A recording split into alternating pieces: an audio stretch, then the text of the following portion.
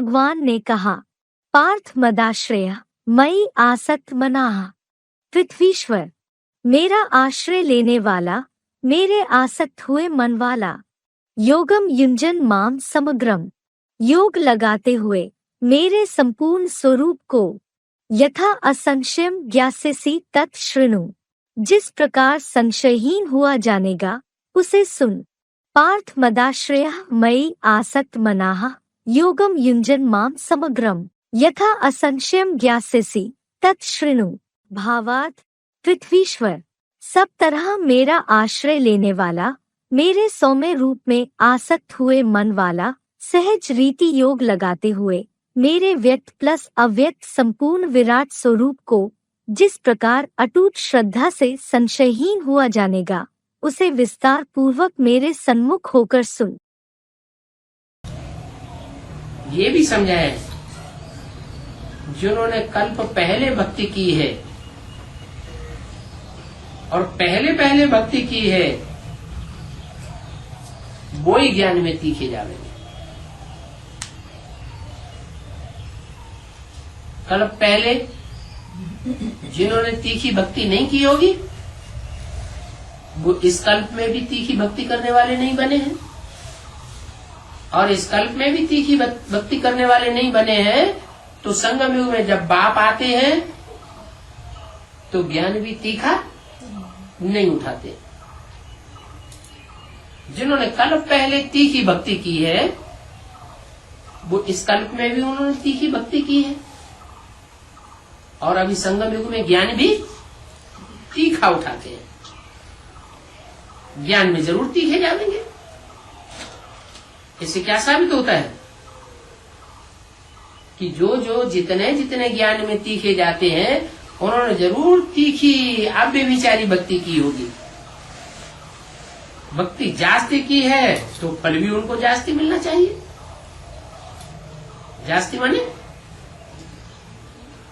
है, ज्यादा भक्ति की है तो फल जास्ती मिलना चाहिए। क्या फल मिलेगा? ज्यादा भक्ति करने वालों को क्या फल मिलता है जास्ती? अभी तो बताया, सुख शांति सतयुग में मिलेगी। अभी क्या मिलता है? ज्ञान मिलता है। जास्ती भक्ति की है तो जास्ती ज्ञान मिलता है। अव्यभिचारी भक्ति की है तो अव्यभिचारी ज्ञान उठाते हैं। अगर व्यभिचारी भक्ति की है तो ज्ञान भी कैसा उठाते हैं? व्यभिचारी ज्ञान उठाते हैं। भले भगवान आकर के ज्ञान सुनाता है, ये भी जान लेते हैं कि भगवान ही ज्ञान सुनाता है, सच बताता है, लेकिन फिर भी औरों की बातों को विश्वास करने लग पड़ते हैं। कहते हैं ना, भक्ति का फल भगवान देते हैं। वो तो है ज्ञान का सागर, तो जरूर ज्ञान से ही फल देंगे। भक्ति के फल का किसी को पता ही नहीं है। क्या है भक्ति का फल? भक्ति का फल है अज्ञान, अंधश्रद्धा, अंधविश्वास। अंधश्रद्धा अंधविश्वास से कोई काम करेगा तो दुखी होगा या सुखी होगा? दुखी होता जाता है। भक्ति का फल है ज्ञान या अज्ञान? भक्ति का फल क्या है? अज्ञान। और ज्ञान का फल है? ज्ञान का फल है ज्ञान, और ज्ञान का फल है सुख। इतना सुख मिलता है जितना और कोई धर्म वालों को सुख मिल ही नहीं सकता। ये तो गुप्त रूप में परमात्मा इस सृष्टि पर आया हुआ है। जब पांडव गुप्त थे तो पांडवों को चलाने वाला भगवान कितना गुप्त होगा, उसका ज्ञान कितना गुप्त होगा। इसलिए गीता में कहा हुआ है कि मैं जो गुह्य ज्ञान सुनाता हूं उसको बुद्धिशाली आत्माएं, जो बुद्धिमान बाप के बच्चे हैं, वो समझते हैं। श्रद्धावान लभते ज्ञानम, जिनकी बुद्धि में श्रद्धा विश्वास भरा हुआ है वो ही इस ज्ञान को समझ सकते हैं। अंधश्रद्धा अंधविश्वास के आधार पर चलने वाले ईश्वरीय ज्ञान को नहीं समझ सकते। बच्चे जो निश्चय और अनिश्चय में बार बार आते जाते हैं, हाँ जी, इसमें बच्चों के साथ साथ बाबा का भी तो हाथ है कुछ। निश्चय अनिश्चय में लाने का बाबा ने ऐसे ड्रामा बनाते हैं, बाबा बनाता है ड्रामा, बच्चे बनाते हैं, लेकिन बाबा का भी तो कुछ हाथ है ऐसे। बाबा ड्रामा बनाता है, बच्चे जो करते हैं वो ड्रामा बन जाते हैं। बच्चे जो करेंगे अच्छा करेंगे तो अच्छा ड्रामा बनेगा, बुरा करेंगे श्रीमत के बरखिलाफ करेंगे तो बुरा ड्रामा बनेगा। जैसे बेसिक में अच्छे अच्छे बच्चे भी हैं, उन लोग उसमें इतना निश्चय है कि इसमें समझ नहीं पाते हैं। तो किसके ऊपर निश्चय है उनको? जैसे ब्रह्मा बाप ने जो पाठ चलाई है, अरे उन पर निश्चय ज्यादा है, तो यहाँ उन लोग बोलते एक दो जगह पे वहाँ पे बाप कैसे आ सकते हैं इस प्रकार से। नहीं, बाबा का निश्चय भी तो हाथ है, लेकिन निश्चय किसके ऊपर है? मरे हुए के ऊपर निश्चय है या जिंदा के ऊपर निश्चय है? उनको ये तो बुद्धि में नहीं आते हैं। तो ये चीज बाबा निश्चय माना जिसके ऊपर निश्चय है वो जैसे चलाए वैसे चले तो निश्चय, और जैसे चलाना चाहता है वैसे न चले तो कहेंगे अनिश्चय। निश्चय माना क्या? विश्वास माना क्या? निश्चय विश्वास श्रद्धा, इसका मतलब क्या है? इसका मतलब यही है जैसे चलाए वैसे चले तो निश्चय है, और कहे एक और करे दूसरा। तो अपनी बुद्धि चलाई, मनमत चलाई, बात के ऊपर निश्चय नहीं है, अभी तो मनमानी चाल चल रहा है। अभी राम शिव बाबा मत देते हैं,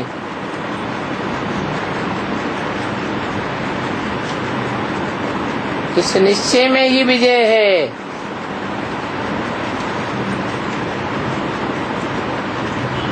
ऐसे समझने में कभी नुकसान नहीं होगा।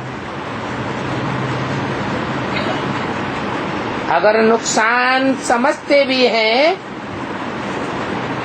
तो बाबा नुकसान को भी फायदे में बदल देंगे।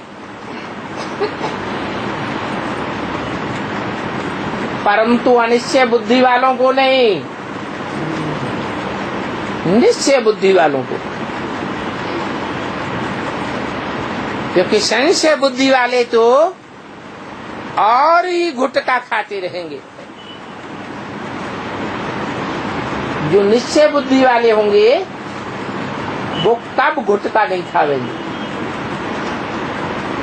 समझेंगे जरूर शिव बाबा इस रथ पर बैठा है, वो शिव बाबा ही हमको मत देते हैं।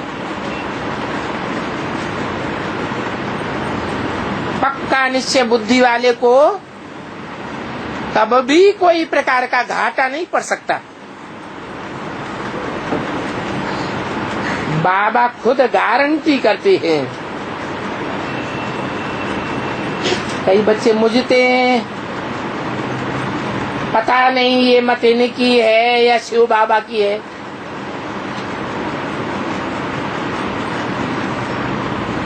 अब वो तो कहते हैं हमेशा शिव बाबा की हिम्मत पर चलो और हमेशा शिव बाबा की मत समझो, फिर भी कहते हैं मुझे ये मत पसंद नहीं है। तो जरूर अपनी मत पसंद है। कोई कहे ये बात तुमने कहाँ से सुनी, किसने सिखलाया है? तुम कहेंगे हम तो ईश्वरीय मत पर हैं, और ईश्वर कोई प्रेरणा से पढ़ाई नहीं पढ़ाते हैं। अगर प्रेरणा से पढ़ाई पढ़ाते हो तो भगवान को इस सृष्टि पर आने की दरकार ही नहीं। ईश्वरीय प्रेरणा और ईश्वर की मत, दोनों में रात दिन का फर्क हो जाता है।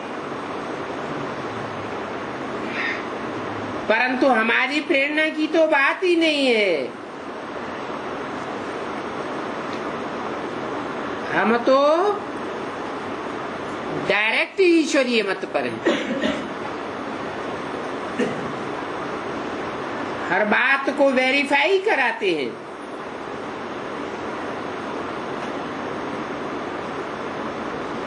और प्रेरणा का हमारे लिए कोई अर्थ नहीं है। प्रेरणा अर्थात विचार,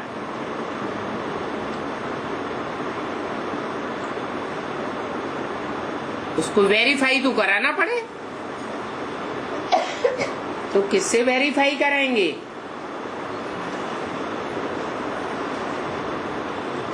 जब तक भगवान ना आवे तब तक एग्जैक्ट वेरीफाई तो कोई कर न सके। तो बोलो, बस हम तो डायरेक्ट ईश्वर की मत पर अभी चलते हैं। इसमें प्रेरणा आदि की बात नहीं है। हम बेहद के बाप के बच्चे हैं और हम डायरेक्ट ईश्वर से समझे हुए हैं। दूसरी बात, नाम का रिगार्ड, अर्थात आज से अभी तक जो भी महावाक्य उच्चारण हुए किसके द्वारा उच्चारण हुए? ब्रह्मा द्वारा या प्रजापिता ब्रह्मा द्वारा जो भी महावाक्य उच्चारण हुए, लेकिन प्रूफ सहित हो, उन हर महावाक्य में अटल निश्चय। क्या बाप का रिगार्ड तो किया, लेकिन बाप ने जो नॉलेज में बातें सुनाई, उन बातों में निश्चय पैदा हो जाता है।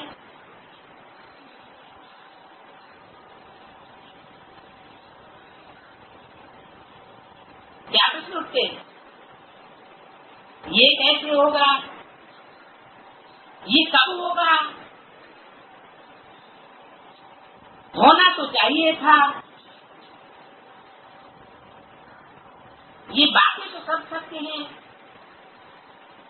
इस प्रकार के क्वेश्चन उठाना भी अर्थात सूक्ष्म संकल्प के रूप में संशय उठाना है।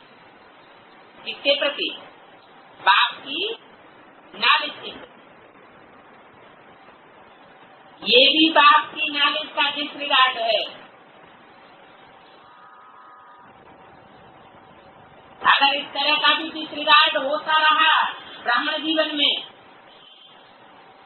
तो आने वाले 84 जो जन्म हैं, उनमें से जो मुख्य 63 जन्म जहाँ रिगार्ड डिसरिगार्ड की बात पैदा होती है, उसमें दुनिया से रिगार्ड नहीं ले सकेंगे, बाप से भी रिगार्ड नहीं ले सकेंगे। बाबा पहले पहले उतना बुद्धि में नहीं बैठता है, बहुत पहले ज्ञान उतना बुद्धि में नहीं बैठता, बाद में बहुत दिन होने के बाद बैठता है, समझ जाते हैं उनका शूटिंग क्या है। तो वैरायटी पत्तों का झाड़ है, सब पत्ते एक जैसे होंगे क्या? कोई पत्ते ऐसे भी होते हैं कि 1 सेकंड में ज्ञान उठा लेते हैं, इशारे से ही सारा ज्ञान समझ जाते हैं, बड़ी तीव्र गति का पुरुषार्थ पकड़ते हैं। कोई ऐसे होते हैं कि जल्दी उनकी बुद्धि में सच्चाई नहीं बैठती। अलग अलग धर्मों की बीज रूप आत्मा है ना, अलग अलग धर्मों की जड़ें हैं, अलग अलग धर्मों के पत्ते हैं, तो सब एक जैसे कैसे हो सकते हैं? जो दूसरों को कर्म बंधन से छुड़ाने वाला है, राजयोग सिखाने वाला है, बताता है तुम बच्चे कर्म योगी बनो, हठ योगी न बनो। हाथ पांव बैठ करके बांध करके बैठ गए और भगवान को याद करने लग पड़े, ये आर्टिफिशियल याद है। कोई महबूब अपनी महबूबा को हाथ पांव बांध करके नहीं याद करता है। कारखाने में काम करेगा तो भी याद आएगी। कोई माँ अपने बच्चे को हाथ पांव बांध करके याद नहीं करती।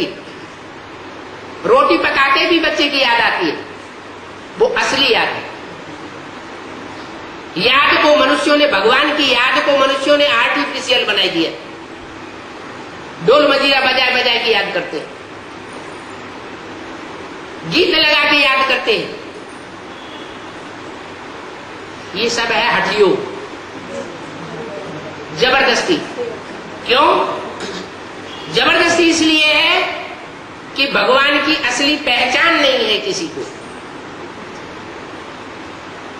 रामायण में लिखा है, जे जानो ते देव जनाई, और जानत तुम्हें हुई जाई। जिसको भगवान आकर के ज्ञान देता है वो ही जान सकता है भगवान की पहचान। भगवान के अलावा भगवान की पहचान कोई 100% नहीं दे सकता। दूसरे जितनी भी पहचान देंगे वो अधूरी पहचान देंगे। भगवान के सन्मुख पहुंच करके, सानिध्य में आकर के जो जितनी गहराई से भगवान को पहचानेगा वो दूसरा नहीं बता सकता। वैसे भी कहते हैं, किसी मनुष्य की करनी को जानना हो, चलन को जानना हो, तो उसके साथ रहने से ही पहचाना जा सकता है। कोई मनुष्य किसी मनुष्य की गहराई को जानना चाहे तो दूर रह करके उसकी गहराई क्या है नहीं जानी जा सकती, पास में रह करके ही जाना जा सकता है। तो भगवान भी इस सृष्टि पर आकर के किसी मनुष्य रथ में प्रवेश करके मनुष्य रूप में कार्य करता है। ज्ञान को बल कहा जाता है। जिसमें ज्ञान का बल आ जाता है वो अपना घर बार, माता पिता, स्वजन संबंधी छोड़ करके भाग खड़े होते हैं कि नहीं? ताकत आती है या नहीं? बोलो। तो ताकत नहीं आई। बाप के सिवाय बाप का परिचय वहां कोई दे ही नहीं सकता। और ये ईश्वर का ज्ञान ऐसा है जो लिटरेचर से नहीं समझा जा सकता, सन्मुख ही समझा जा सकता है। इसलिए बोला है, भक्ति मार्ग में भी बोला है, रामायण में, सन्मुख होय जीव मोय जबहि, जन्म कोटि अघनाश ही तबहि। वो तो समझते हैं करोड़ों जन्म होते हैं, तो कोटि लिख दिया, लेकिन वास्तव में 63 जन्मों के पाप नष्ट हो जाते हैं। रिकॉर्ड चला है, कौन आया मेरे मन के द्वारे। बच्चे जानते हैं कि अभी कौन आए हैं, जिनके हम सन्मुख बैठे हैं। दुनिया तो इन बातों को नहीं जानती। ये जानने के लिए उनको वो आंखें नहीं हैं जो जाने कि हम किसके सन्मुख बैठे हैं। उनकी आंखें जान ही नहीं सकती। अब तुम्हारी आत्मा तो बुद्धि से पहचानती है कि बरोबर हम मना बुद्धि स्वरूप आत्मा का बाप आया हुआ है। वो बाप खुद ही आकर के अपना परिचय देते हैं। कहते हैं कि मेरा कोई भी आकारी अथवा साकारी शरीर नहीं है, मैं तो सदैव ही निराकार हूं। तुम्हारी आत्मा जन्म मरण के चक्र में आती है तो आकारी और साकारी भी बनती है, परंतु रूप तो जरूर है। जैसे तुम्हारा रूप अति सूक्ष्म है, वैसे मुझे आत्मा का रूप भी सूक्ष्म है, ज्योति स्वरूप है। हाँ, मैं ज्ञान का सागर हूं। एक रूप बसंत की कहानी भी है। तो मैं जरूर रूप भी हूं।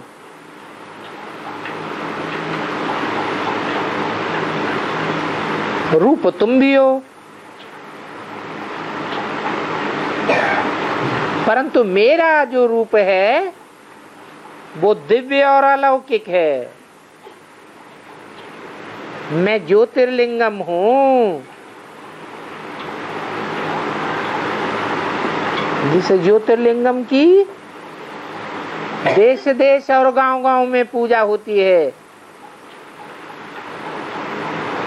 और ज्योतिर्लिंगम भी तब हूं जब मैंने इस तन का आधार लिया है, क्योंकि प्रकृति का आधार लेने बगैर मैं देखूंगा कैसे। जिस तन का आधार लिया है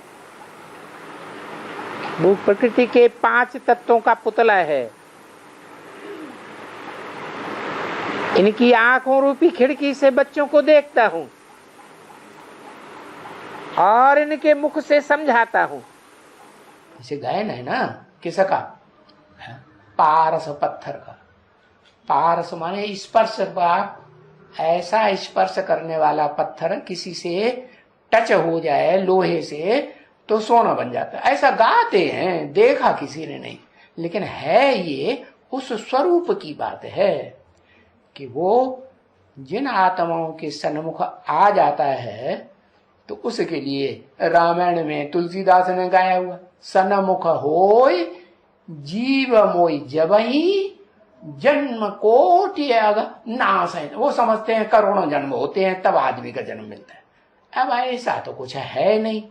वास्तव में जब आत्मा अंदर से, दिल से और बाहर से बाप के सन्मुख बन जाती है तो वो आत्मा फिर दुनियादारी में उसकी बुद्धि देह और देह के संबंधियों में, देह के पदार्थों में बुद्धि रम ही नहीं सकती। क्या अगर अंदर बाहर से संग का रंग लग जाए तो इतनी कशिश होती है उनमें। बताया जैसे और भी धर्मपिता इस दुनिया में आते हैं ना, तो उनके चेहरे के को ध्यान से देखा कभी? नहीं देखा। क्राइस्ट को, बुद्ध को, गुरु नानक को चेहरे को ध्यान से देखो। गुरु नानक तो अभी 400, 500 वर्ष पहले हुए, तो कितना आकर्षण है उनके चेहरे में।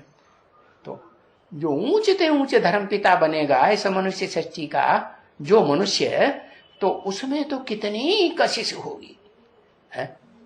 क्या बताई पहचान?